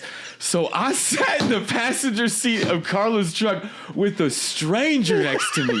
I had no idea who the man was. Like, I knew there's somebody in this truck. I have no clue, though, because I'm so fucked up that I can't move. I'm paralyzed. Like, I can't turn my head to see. I think I had some music playing on my phone, and I was just tripping. I'm going... Yeah. Josh Fournier could have had whatever way he wanted to with me that night. Easily, bro. Easy. He didn't say shit for 10 minutes. And he may have, but all I heard was TV static and like the dial-up sound, the computer. Like that's all that's going through my shit right now. I'm sitting in this truck. Yeah. And then me and Josh ended up, so I finally turn around, and I remember the way I turned around was me like, let's pretend it's reversed and I'm in the driver's seat, even though I'm where Carla would have been and he would have been here. Let's pretend. So I turn around to him. I'm sitting. I'm paralyzed, and I just like I got it together at one moment, and I finally like I hit him with it, and I turned it, and it was Josh, and I think I made an audible whoa. Like I looked at, and he's like cool, he's chilling, he's all fine and shit, and we ended up having a vibe, man. It was a really cool night, man. I just kicked it with my boy for a little minute, and I fucking caught up on some shit with that dude, and then I'm pretty sure he left that truck thinking that I was the weirdest motherfucker in this entire comedy scene. He was like, that kid is enchiladaed under blankets in this F-150 looking like a freak. I don't know what he was thinking. I got back to the car, and you guys were kicking it in the front, and I went in the back. You were all blanketed up, and then I get in there, and I just start taking a nap in the back seat for like 30 minutes. They're like, do you want me to leave? And I was like, nope. And I think he was watching a podcast. You guys, I don't know what you're talking about, but I did find my way back. We would see each other for like an hour increments here and there, and to go get lost on drugs in the forest. Out of my mind. Out of my mind. There's a lot about that, but it was... End of the day, Tyler Lovely is a great road dog. And and I also am happy to be a year and a half sober. 3.5 months, other than weed and cigarettes. Now I'm only paralyzed off of like normal. I've done mushrooms once in a while. Okay. I'm more like paralyzed in the truck off of like normal things now. It's like taxes and like depression now. Yeah, I definitely filed an extension out of laziness this year. I was like, no, I can't do it. I'm waiting on some tax forms from sponsors anyway, but. Yeah, I've totally paid my taxes this year. I got some shit with the state. We got beef now. I'm about to write a diss track about the state. That's what I gotta do. I gotta write a diss track about fucking Grisham now or some shit now. I don't know. Because they're beefing with me, bro. They're not giving me my refunds, so now I gotta write this diss track. And I heard it's taking a long time for people to get their money back. It's like, I'll file an extension. That's fine. I don't know, because they sent me something in the mail that said psych. That's all it said. Like really like they really did. It just said psych. That's it. It didn't say nothing else. It just said psych. That's it. I don't know. I gotta hit them up though. I gotta get my shit back from. I gotta send them all my information. But my head ass, as soon as I filed it all, chucked it. Nice. Chucked it. It's somewhere. It's chucked in a drawer somewhere, but it's chucked. It's fully chucked. You open it up and it's the picture of Ukraine and Israel. It's the president's waving thank you. Oh no, it's bad. That's where shit. I wouldn't be surprised. That is where a lot of money's going to. Like overnight, like they do these overnight votes where it's like 60 million more, dude. No, 60 billion more. It's like where is these dude? It's like I remember when I was a kid when I learned something higher than like 10,000. It's like whoa, there could be that, and then it's like the word like a word like million, billion, or trillion, like those words used to have meaning, and now it's like $60 to Kmart, or they're done now. Nuts, but $60 to Walmart now is like 60 billion on the news. No, because it's at such a high number going over there that it's just like it's unfathomable. It really fucking is. It's like a number that you're like, how does that exist for that? How does that? Where does that come? How does that exist from that? All of a sudden, there's money, dude. Because I struggle with $200. Like I'll be fumbling that. Yeah, it feels like passing it around like a football. Money, and they're just like.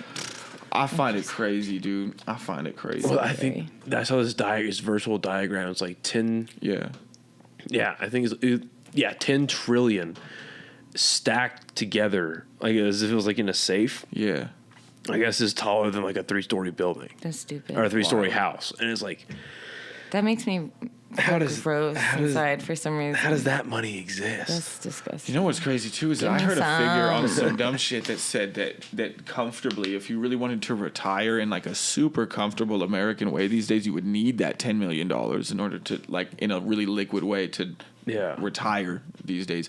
That's nuts. At like a 40, 50-year-old like place. Isn't that crazy shit? Isn't that crazy shit? It's 10 million is where you need to be sitting. If you were like 45, 50 and you were like, I kind of want to retire. I have kids. I have a family. I want to be able to kind of comfortably do stuff. Travel and stuff doesn't want to be an issue. If you wanted to have a relatively like leisureful life, it's $10 million to retire at that. It's crazy how my lifetime, even in your lifetime, how like it's changed so much that like cost of living is just it's insane fucking crazy now. shit, it's dude. In such a, I don't know, maybe it's always been like that, but it's fucking feels like it's skyrocketed. It's really flipping flopping. And then there's comics. I had a comic, an open micer asked me how much, or when I started getting paid for shows, I was like, bro.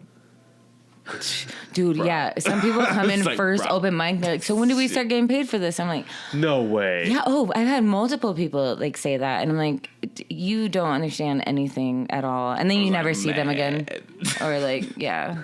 Like, what is it? I need to pay for a plan B. They pay $50 a person at that open mic. I heard it. I heard that one time. $50 a show. What? Open mic? No. Yeah, I can't. I mean, if you do it at the Plasma Donation Center, that, though, like perform with a needle in your arm real quick, fucking. It's crazy too. Even like airplane comedy. food. What's up with that? That's it.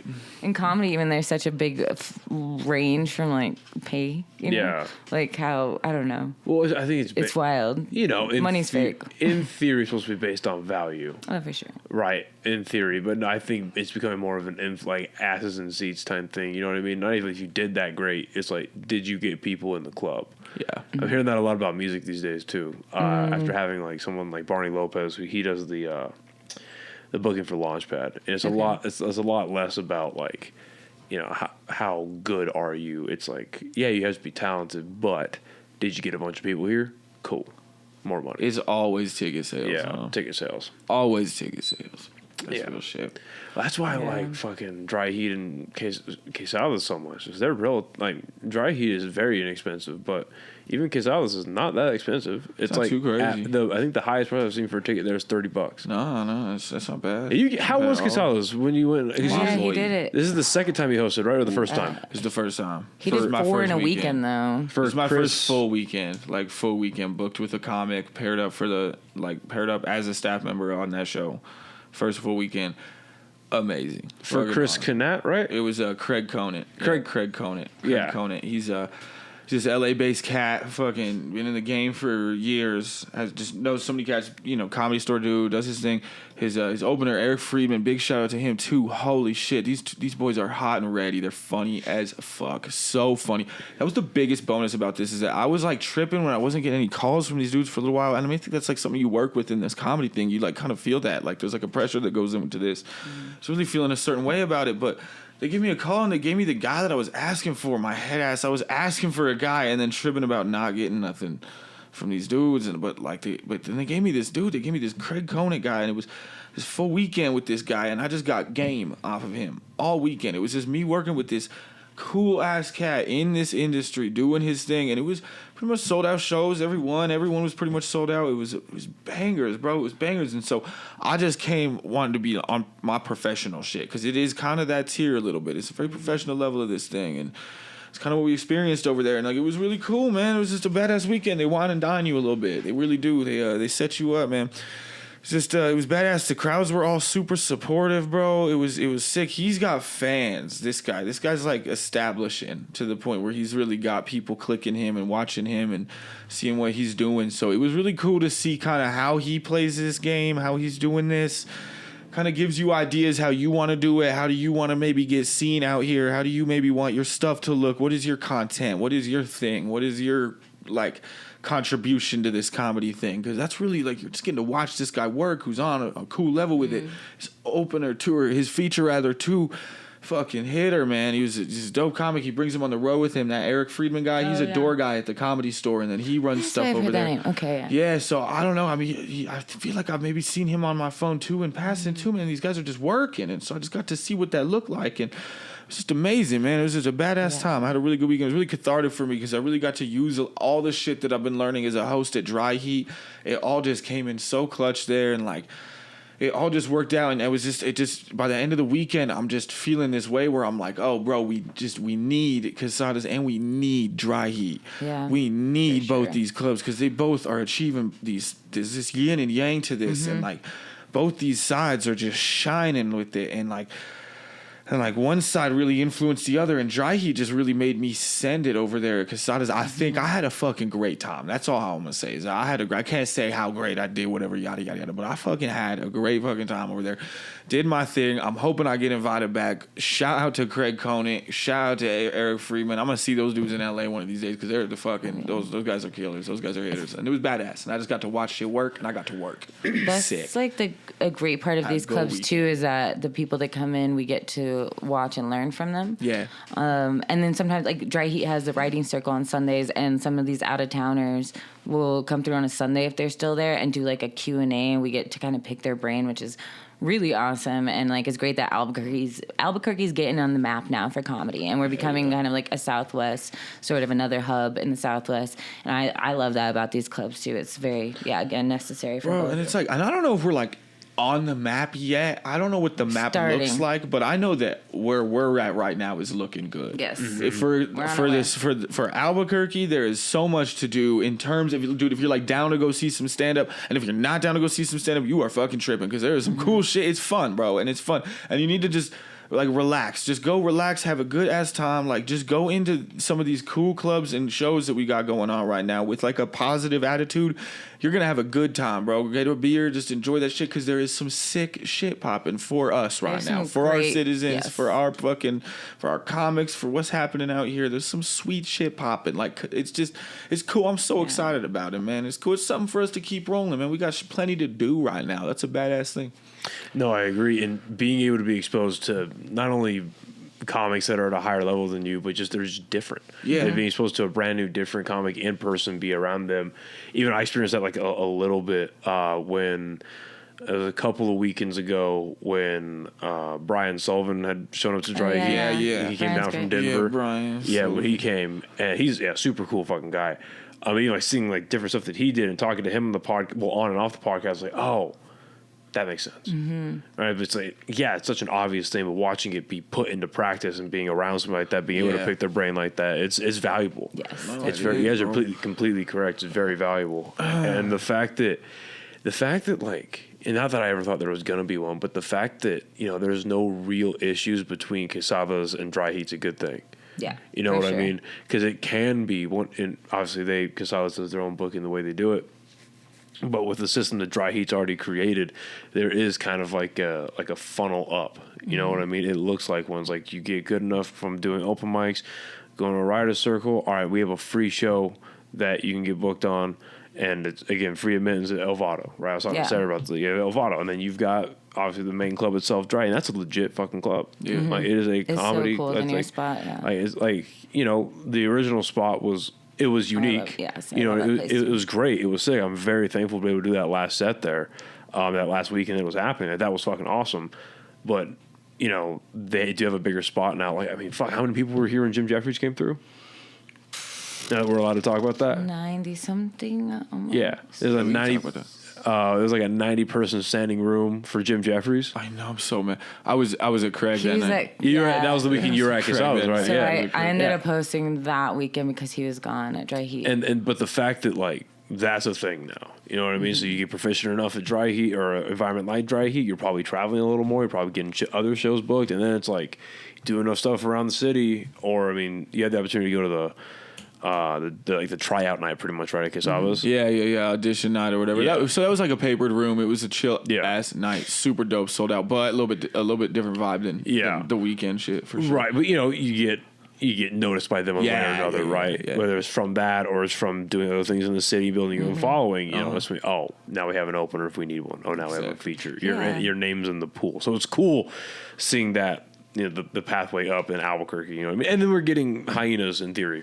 Yeah, they posted dates. They posted dates on events. I'm hopeful, man. Tim Meadows is coming. Dude, Tim Meadows, that's so sick, bro. There's some sweet comics on their lineup too. I'm excited for them too. Dude, I see a really sick fucking threesome. Yeah, and the thing is I see a thick Quesada's, hyenas, and Dry. It helps everybody, so there's no like reason to have competition because there's room for everybody. A, but then B is like it makes for a better like run for a bigger comedian come through because they can essentially do all of them multiple times that weekend, depending if the shows line up that way, and then they can make more than like have people go to more venues because their name is at the different venues, so it gives like a highlight to everybody. I think. I think so too. We're hoping to have also cohesive, which I'm sure it's just cool because bro, it is such a relief to not have to move out of this scene immediately. Do you know what I mean? Though, because this is real shit. Like where the scene was at, I feel like when we started comedy, the conversation with all of us was like, okay, let's kind of get some foundation done here in Albuquerque. And for me, at least particularly, I was like, and then I'm dipping. I had to go because I need to get a lot more reps. I need better reps. I need something that's got a little bit more built into it than Albuquerque seems to have. I was like, I don't necessarily just want to be getting 5 minutes or maybe 10 minutes a week and then maybe get a spot a couple times a month. I was like, I need something a little more consistent. Cut to now, bro. There is almost, this is my thing, and maybe I'm super dead ass wrong. You probably get a lot better in like some of these bigger scenes, but dude, for some of us cats out here, it makes a lot of sense fiscally to chill out here for a little bit. Enjoy the time a little bit. Not saying stay here, dude. I encourage all these comics that are out here in Albuquerque right now to get their shit together and be an Albuquerque comic that moved. Like, but represent and like learn your shit out here and get some shit done out here. Because we got a good foundation right now. And there's so much stage time that you can get. Hit all those mics, get your shit done, get the networking to shake your hands, do the thing, play the game. And there's a lot of opportunity out here for that. And you can get a lot of time done in a month. Count up how much time you're doing. If you hit all these mics, you hit up all the homies, Nathan Zapata, hit up all those cats that are running these little shows and shit. Count up how much time you're doing at the end of the month if you really grinded that month out like that. And you can shake the hands, work your shit, work your craft, get your jokes there. May not be this month, may not be next. The one after that it will be. Keep going. You do that. There's a good foundation here. You can put in a good 3 to 5 to 7 years in Albuquerque here. Maybe even to 10 years. We'll see where this all goes. We can maybe put in that first 10, get a good voice going, get good connections and networking made out here, and then we can all go move. Albuquerque's home base now. It could be that. It wasn't really like that. It felt like it wasn't. It felt like I wanted to be like, okay, I got to move to make any kind of connections out there. But now it feels like if I was going to move, it might be even a stupider thing because if I moved into a bigger pond, now I'm in a meat grinder. Yeah, but when I'm in Albuquerque, these cats are coming to me. Yeah, it's like, why are you going to try to be like a big fish in like a bigger pond when you can't even be a big fish here? Exactly. I get to meet cats coming here to Albuquerque, and I know I might not stand out to them in any way out here, but maybe, fuck it, I do. Who the fuck knows? You're still meeting these dudes and learning what you can learn off of these guys. And to be honest, there's plenty of industry shit popping up here. So the conversation of, oh, I need to maybe move and go to New York if I want to get serious about comedy, or LA and get serious about comedy. Sure, do that one day. But get your shit done here. You totally can. I feel like I can. Maybe. Nah, we're fucking fine. No. I think you're completely right because, I mean, I was thinking about moving. Like, if I stuck to my original plan, I'd be in Austin right now permanently. Exactly. I would have moved. And now that I just think about the last 2 months and like 2 months alone, I'm like, that I would have missed out on so much money. A. B. I would have missed out on a lot of opportunity. And really, it's that it right there. I would have missed out on some good money from a sponsorship, and I would have missed out on a lot of opportunity from this and stand-up. Yeah, because my thing is like, and it's like, if you go to a scene like that, maybe it is a dope, beneficial thing for you. It probably could be in a lot of ways to go into a meat grinder, and you really learn a lot in a meat grinder. A city like Austin is a meat grinder. New York is a meat grinder. I feel like LA is a meat grinder. These are massive scenes with competitive levels of. Denver is a meat grinder. It's competitive levels of comics, all with really hot shit, doing this for years, grinding their ass off with all the resources, and now you got to compete with that.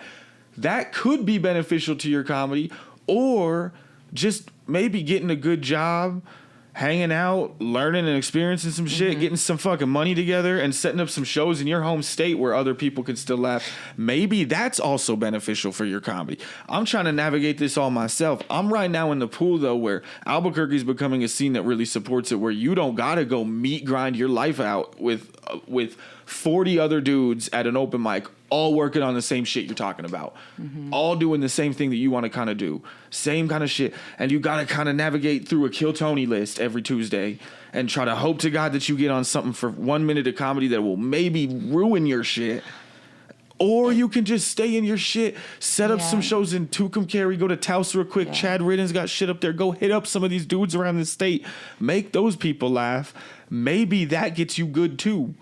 Yeah, I don't know. I'm kind of thinking it's that path. And with comedy, there's no right way, I don't think. And you like pick up shit along the way of your path through it. And, and it's everyone to each their own type and shit. Just watching what's around you, what you do like, don't like. I don't know. And I'm like, for me, I've never wanted to move to a big city. I hate big cities. I'm from the fucking middle of nowhere. Well, if you want to, I think that's dope. But like my like thing, like I would maybe live in Denver, but I like it here now, and I want to go on the road a lot. Like that's and. For me, making those connections of people coming here and networking with that is a way to then go to their city and get connects there, even on smaller shows, and be able to travel around like that a bit. Here and there, not saying like a full road trip, but once in a while do a weekend run somewhere. For now, you know, that's probably next goal. I mean, that's what it is. It's just that Albuquerque is finally that city where like we're not a big ass city. We don't have a million fucking things going on like some of these other cities do, but there's a lot of connections coming through right now. And with Hyenas, to kind of bring it full circle back, is that with Hyenas, there's Tim Meadows coming. There's all these cats pulling up on this thing. And that's another opportunity for all of us. It really is. At the end of the day, they're going to be tapping into some of us. If you really work hard, stay up, stay vocal, do your thing, stay positive. You never know. We might be one of them. working with those dudes and be talented. Like, that's a lot of cool talent in this city at one time. If you imagine a Hyenas lineup, a Dry Heat lineup where people like Jim Jeffries and Mark Normand are popping on too. Sarah Akiva, all this weird shit's maybe going on at fucking Dry Heat. And then if not them, it's local hitters. And then you go over to Quesada's and it's a local hitter probably running a show with a bunch of other out-of-town badasses. Back over to Hyenas, and there's more shit that Saturday. I fuck with that heavy. I think that is so sick for my scene. Well, Albuquerque is becoming a very good launching pad for a lot of entertainment stuff, especially with film and TV. Yeah, but comedy is exploding recently. Dude, yes. It's on a steady climb. Yeah, for sure. Steady climb. And I think the confidence that Dry Heat brought to it is important, right? Because Casales could look at that and like, all right, there's a proof of business right there. Mm-hmm. Well, you know what I mean? Because you never know, it might be on a climb and then a decline. It might be like a wave. I think it's going up right now. In this city, I think it's up. I've even heard like musicians in the city be like, they feel like they see more comedy stuff popping off than like, and people show them to that than like local music stuff. Well, like our scene is growing more, and when before we were like pretty much invisible. Even when I started, it was like the scene was way small, and there was like 2 mics a week, maybe a show a month or something. You know, it was very small. And now I think we're definitely visible. And like looking back, it is cool. Yeah, these opportunities. He and I were like, we gotta get out. We gotta do something. And now like we got a comedy club, and we're working for it, and that's sick. Like I think the fact that Dry Heat started out, if you think about it, Dry Heat was right next to the two of the three major downtown music venues. Yeah, they were right next to it. So, and I've seen that myself. I've seen a lot of comics show up to like local music events, and then vice versa. I've seen a lot of my music friends show up to comedy shows. I'm like, oh shit, okay. It's a cool. There's a lot of cross pollination. I like the cross pollination of it. And the art scene too, like the actual artists paint, muralists, all that artists. Like I like how at least right now we have a boom of culture and like creativity in this city, which is really nice. Well, stuff like the Art Walk really helped that come up, and then a bunch of different like outdoor festivals that they have, where like even something like the State Fair, people can put up their art there, and then like there's the comedy at the beer garden. But like when there's more local festivals, stuff like that outside of that happening, and all of these different art mediums, right? Entertainment mediums, they can all get together and like cross-pollinate, exactly. And that, Albuquerque entertainment in general is starting to rise up a lot more. For sure. Yeah. You know what I mean? And again, it's just cool to see that there's a pipeline up to these different clubs if you really want it. You know what I mean? If you actually seems to be. And let's just stay optimistic. There is. Let's just hope there is. Let's hope there is. And I think that is the thing is you have to have a little bit of delusion in this and a little bit of confidence, and also just like letting go, because you never know the route and the things, and staying positive and just being like working and try to stay ready for the next opportunity is like the biggest part. As long as you're keeping working on your craft, then you have opportunity to then get the next thing. Because comedy looks so easy until you do it, and it's like oh fuck, I can't I'm not the funniest guy around, as it turns out. There's like an ebb and flow, because sometimes I'll be like, I'm on it, I'm writing a bunch, blah blah blah blah, and then I'm like, fuck, am I ever gonna write a joke again that's creative? And that'll be like a month, but then I'll work on old jokes or work on crowd work or whatever, and then I'm like, oh shit, the writing bug is back, and now I'm like writing new stuff again. So it's kind of like you gotta have grace with yourself too, I think, throughout it. How often do you find yourself staying and writing with bits on average that are good enough to bring to shows? I try weekly to try to add a new joke. Like lately I've been going to writing circles and like trying to throw something there, and then like develop it throughout the week and try to add it to like my set on Friday. Even if it's just like a slight change or adding to an old joke. Or sometimes I like to go through old notebooks. Like I just cleared out my storage unit, found a bunch of old ones, and I'm like rewriting those to kind of add to stuff. So I try to write, even accidentally on my phone, I'll think of something like, I got to write that down. But I try to write every day, like for at least 10 minutes or something, or I'll meet with a friend at Frontier and we sit and write and do like shit we need to do. But my nose page on my iPhone is filled. Yeah, I have one of these for comedy. It's just scroll endlessly for fucking jokes and ideas and shit like that. I have different ones now because they'll get too long to scroll, so I'll create another one, and I'm just like, okay, I can't. But I go through those sometimes and be like, oh, I forgot about this. It's just I like writing. It's my favorite part. I like writing. So I'm writing towards like a big idea right now, like towards it. And if it's not like taking me towards this thing that I'm trying to hit, then it's out. That's where I'm at. Yeah, and you can also give destination is like a destination where I want to be talking about this thing, and if it's not something that's really constructively taking me to that, like pretty pretty much right to it, then it's just out. Interesting. It's out for now. How long do you think the whole sense, yeah. thing is altogether? How long do you want it to be right now? I'm shooting that it's going to end up being 30 to 45. Damn. Like with this whole thing, Okay. it's going to be about a 30 to 45. I wanted to be about a headlining kind of vibe that I can put together with this thing, because that was what I did with my headlining set that I did a few weeks ago, is where I kind of constructed a newer set where like it was a bit of shit that I'd done before in there, but a lot of the shit was kind of newer and like stuff that I worked on through the month, kind of riding towards this idea of like, this is 30 minutes to Tyler Lovely walk through real quick. And it was just kind of a quick little brief boom. So I don't know, I'm playing with that idea where I kind of just want to like walk them through this thought real quick. It's like walking you through a thought, and like, because it has an ending destination. So I'm writing to the end of this thing right now. That's the way I'm like, because I have no idea how to write. It is such a bitch. Like, you just go through your day, you're scribbling ideas and you're trying to put something funny together into this thing. So right now I kind of just got this idea where if I can maybe like write towards like a big thing, like, and the jokes all kind of like walk us to there, then I will have done a cool thing. And then maybe I'll try to lay that down and we'll call that an album or something like that. I don't know, but that's where I'm at right now. It's like I have a little creative goal where like if I can write to something and I can end on this one joke that I got, then it all works. Sometimes knowing your closer helps you get to that. You know what that yeah. reminds me of a lot is Ari Shafir's special from like a year and a half, 2 years ago, Jew. Yeah, It's one of my favorite specials Is that, ever, honestly. Oh, shit. And I love that special. I saw that one briefly, but I need. Dude, you need to watch it. It's phenomenal. One of my favorite. Yeah. It's a good whatever of like. Well, and you know what that is? I do like that though, because it is that one idea Jew, and he's walking you through. But there's the different, Jew yeah, and shit. there's different chunks, but it all is one through line, which is great. Yeah, I like that stuff. I like trying to like make it cohesive in a bit. Yeah. Have a callback at least at the end, even because I don't really tell stories. I tell like just chunks of like ideas about one subject, and it pieces together. But yeah, and then hosting I think helps, right? Because sometimes I don't know, at least for me. Like, you'll say something hosting off the cuff and be like, I'm going to keep that. And now that's going to be added to my shit. It's just hard for me to work jokes in a hosting set. I can do crowd work like fuck in a hosting set. Yeah, but I'm saying some of that crowd work, if you come up with it in the moment, you can, like, add that later if it's good. When I'm trying to work on, like, ideas that are kind of specific or something, I struggle to throw those into the hosting set because I don't want them to be, like, an introduction in any way. It's hard to introduce a show with an idea about fucking... like dry fit socks or something that I'm talking about. You know what I mean? Like when it's really like vague and it's kind of deep. And I'm like, I got 4 minutes and I just told you the rules of this club. Anyway, dry fit socks, like it's kind of hard to like... Yeah, if it's not like organic. Because I'd rather use that time to like kind of bring the room in and like... So I struggle with the hosting shit. That's why, once again, please book me to feature if you're watching this podcast still at this point. I like featuring. It's 20 minutes, but I'll do that for free. Don't say for free. Fuck that. I'll do it for free. This man is talented.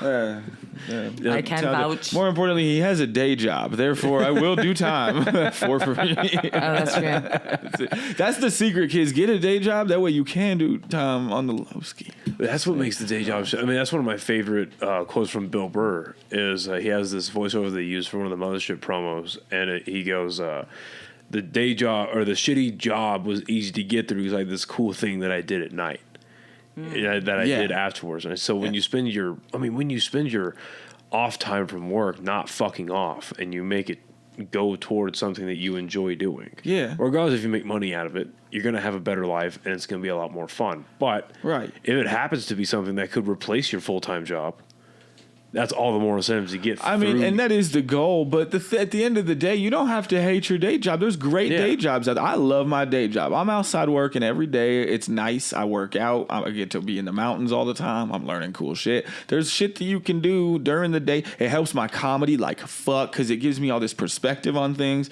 It gives me like people to talk to and like real dudes to like have conversations with and like run jokes on and like try shit and get their perspective on things from. Having a day job is a great way to become a better comedian. I've always hated that Mitch Hedberg has that quote where he says, being a good comedian stops when you get a good day job because then you don't want to be a comedian. I'm like, fuck that. No, I've always hated that. No, having a bad day job makes you hate everything. It makes you hate your life. It makes you hate miserable. It's a miserable way to live. Find something you love to do during the day, and it'll support the things that you love to do during the night. There is no sense in being a broke comedian anymore because there is so many comedians out there now, and so many of them have a good job. They have a good job and they're going to the mics too. You cannot be the guy that's unemployed and going to these mics like that. It doesn't make sense no more. Like, does comics would work? I mean, I get like if people are going through X, Y, and Z type shit or whatever the fuck, but like there's no reason to be making yourself have the bad day job or whatever. Just go get something cool. There's cool little jobs. Working at GameStop could be cool. Yeah, you don't have to struggle for your art. That's what I'm saying. You don't get the struggling artist thing trips me out a little bit now. Like, you don't gotta struggle for this People think shit. that if they get better that their like art will leave them, but I think it just makes it better. Because now, like, having not be like, oh, I'm sober now and like all like whatever on my high horse here, but I have just noticed like, yeah, I am clearer on stage. I do. I think better. Yeah. I'm thinking good. It's better to be more coherent on stage because you know that you got dinner at home. And for it example. is like it's better. I feel better when I got chicken thighs in the fridge and I'm on stage. Like, it's a better vibe. Yeah. I put that. When you're on stage and you ain't got shit after that, it's like a panicky kind of stage because now what you need is their attention to feed you. You're starving for attention and noodles. And noodles. Two things. You need a pot of water and you need some noodles. And like, dude, it's easy. Just get a good job out here because stand-up is a night thing. What are you doing all day? It's a night thing. It's a nighttime. It's just that's my perspective. There's people that would differ on that, like, 100%. And some people that are successful at differing on that, which is what makes it hard to argue this sometimes. Yeah, there's again, some there's people different paths. There's different paths, different folks. Well, I think there's a really good quote I like. It's the worst thing that's ever happened to you is the worst thing that's ever happened to you, regardless of what that is. Right? Yeah. Like for some people, the worst thing that's ever happened to them is their Mercedes, whatever that they got when they were 16 years old, broke down one time, and then the tow truck took an hour to get there. Right. Yeah. That's for a lot of people that's nothing, but for them that's crazy. The worst problem for another person is your house has got blown up by a fucking drone. You know what I mean? Like those are so many different things that could be bad and it could be challenging for you. But I think with the whole struggling artist thing, now it's like you just need to continually put yourself through. I don't know. Like I'm not saying you don't choose challenges throughout your day, but the way you make money should be the easiest. Yeah. You know what I mean? That should be the easiest path that you can take, and that gets you the most money. Yeah. Whether that's working fast food or that's, whatever that is, or say you have a little bit of school credit to you, or you want to go to a trade school, or you get a job, like whatever the fuck it is. Don't intentionally make your life hard by making less money. That's it. That's stupid. That's it. That's stupid as hell. Dude, if you're going through X, Y, and Z to where working X, Y, and Z is difficult for you because you have this going on, so this isn't going to work. Yeah, figure out your shit, obviously, for sure. But at the end of the day, bro, we are here to work. That is the thing. And stand-up is the bypass of getting out of that at the end of the day. So there's no need. If you're going to be working, you might as well be putting yourself through something that's going to, like, benefit you, right? Like, at the end of the day. It's easier said than done, and I get that. But for the most part, I think that people just try to, I don't know, not admit that. Maybe they don't admit. I mean, I know I'd be making a lot more money right now if I had finished college. Yeah. No shit, right? But I'm like, damn, it's their fault I'm not making more money. Like, no, not really. There are steps that I could take, but I'm comfortable where I'm at right now because it feeds all the other stuff that I do. Boom. Like, I've hit that mark. You know what I mean? That's all that really fucking matters. But yeah, if there are people that just actively be like, I missed rent for the 5th time this year, but I'm a stand-up comedian someday, like Arthur Fleck from fucking Joker. I think that guy even had a job too. But yeah, he was a clown. I watched it. You haven't seen Joker? I know. I started it the other day, and then it's good. I couldn't. It's good. Oh, you haven't seen the Joker? I know. With Joaquin Phoenix. Yeah, Joaquin Phoenix, right? You haven't see seen it? It's good. It's pretty good. Damn, you get that judgment? It takes me a while to watch things that I want to watch. I know we're looking at you weird right now. Well, because then you've watched them, and then you can't watch it again. No, you know what? I know it's definitely good. I think you should fuck around. It's something I want to watch. It's very good. But anyway, he lives in a bummy little apartment. Probably like missed a bunch of payments and shit. He's like, oh, I'm a comedian. You don't want to be that. You don't want to be anything like. I don't know. And yeah, that's crazy. If you know people okay that to be okay. No, if you know people that have like willingly made minimal amounts of money because they want their life to be hard, that's stupid. Yeah. Sorry. and I mean, also too. I mean, at the end of the day, it's like who knows? I mean, No, we are no one to judge anyone with their situational type shit or whatever. But if your situation is difficult and you're making it harder on yourself than you need to be due to some struggling artist syndrome type shit, that is just very unnecessary, especially in this art. And I just personally find it more progressive. It's supposed to be fun. Yeah, Comedy's fun. Yeah, and I feel like it's more fun when you're not guilty about like having to borrow money from your family and shit like that while you do shit like this, because there's people doing that shit. That's real shit. It is what it is. Well, I don't know. You enjoy your life, man. Just do what you got to do, man. Yeah, So what's coming up for you guys here in the near future? Yes. With like shows and shit. Well, after this, I'm probably gonna borrow some money from my family, and then I'm gonna I'm gonna hit them up. Let's see, and then I got dry heat tonight. I got dry heat. Yeah. This evening. Oh shit! There's another show tonight. So there are shows. I can't speak. Oh yeah, dry heat. Are there shows at Dry Heat Friday and Saturday? Saturday both. Friday and Saturday both at 9:30s. Right now at 9:30. Okay. We're rocking just 9:30s right now. We're just condensing shit into 9:30 action. So come through at 9:30. Yeah. Nice. Okay, I just wanted to make sure because I saw the one for last night get advertised, but I didn't see tonight. Yeah. So we got the 9:30 shit tonight going on. There's some other stuff popping off around the city. It is 420 today, so everything is going on. Shows. Yeah. I think for the most part, I'm just at Dry Heat tonight, though. I'm gonna be popping around, seeing what's up with people, maybe doing some guest spots, some fun stuff like that. Okay. Other than that, I'm Dry Heat City for a little while. That's kind of all I'm doing. I'm tired sitting. Just That's a good place to be. no, That's not a bad place to be. I do Dry Heat like weekends. Sometimes if he's gone, I'll host or whatever, or give him a break from having to host, and I'll host so he can feature. We hire, but then also I do the 2 mics in the weekly show still. So Tuesday Slice Parlor mic, and then Thursday I do Elvado, which is a Dry Heat offsite show every Thursday, free show, and then Friday I host a Dry Heat mic at Red Door. Fuck yeah. So I do those, and then weekends I'll do shows Dry Heat or elsewhere. Like I don't know, I'm going to be on that Enchanted Botanical show with Bonnie soon. Elvado's having their 1-year anniversary on the 9th. The 2nd. Right. I'm sorry, the 2nd of May. 2nd of May. It's going to be like all Dry Heat staff shows since it's like a Dry Heat show. Nice. So it'll be fun. And it's outdoors right now again. So that's nice. Fuck yeah. A lot of food and things. But yeah, doing that. I have some shows booked. Doing Noisy Water next week, other things. But yeah, book me. Carla's killing it. Fuck yeah. Well, thank you guys for coming by and getting a little stoned. You know? I don't know if we said anything worth. No, this is a fun time. We're about to get a little more for sure. Oh yeah, for sure. This is very fun. I want to do this again sometime. Please. You guys are awesome. Let's absolutely. Thank you for having us. All right, appreciate it. Can I borrow money from you? Yeah, may I have some money?